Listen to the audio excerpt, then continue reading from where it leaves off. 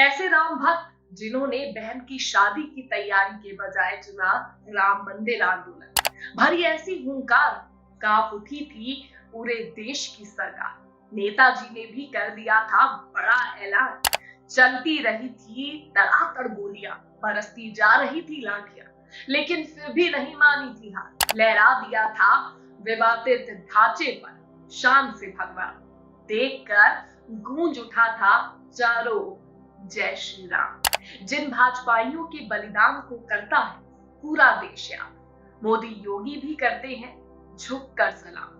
उन कोठारी बंधुओं की जानकारी जान आप भी हो जाएंगे हैरान। जी हाँ, विवादित ढांचे पर सबसे पहले ध्वज फहराने वाले कोठारी बंधुओं की कहानी की आपकी आंखों में भी आंसू ला देगी, जिन्होंने अपनी बहन की शादी की तैयारियों के बजाय राम मंदिर आंदोलन को चुना और अपना पूरा जीवन प्रभु श्री राम पर न्यौछावर कर दिया।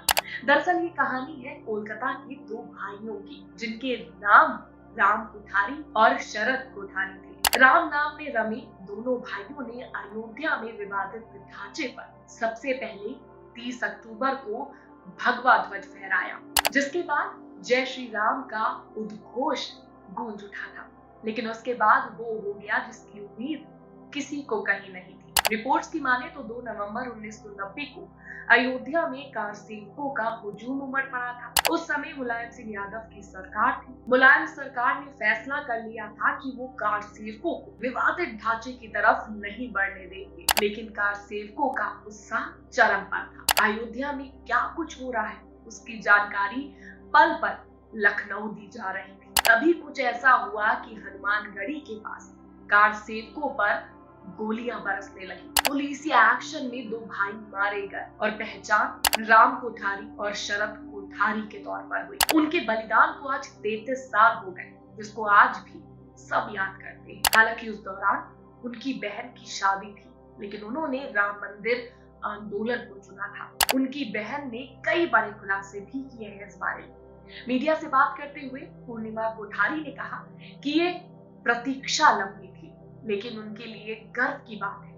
उन्होंने इसके आगे ऐसी बातें कही जिसे सुनकर हर किसी की आंखें नम हो जाए। बता दें, आंखों में आंसू और कांपती आवाज में कोठारी बंधुओं की पूर्णिमा कोठारी ने उस साल को याद करते हुए बताया कि भावुकता का क्षण है। भाइयों ने जो बलिदान दिया वो सार्थक हो रहा है। उन्होंने कहा, अयोध्या जाने से पहले उनके भाइयों ने पिताजी को कहा कि वो कार सेवा के लिए जाना चाहते हैं। पिताजी ने कहा, बहन की शादी 13 दिसंबर को है, तुम लोग कैसे जा सकते हो? राम मंदिर का काम बड़ा नेक काम है और इसके लिए हमें तन मन धन तीनों से सहयोग करना होगा।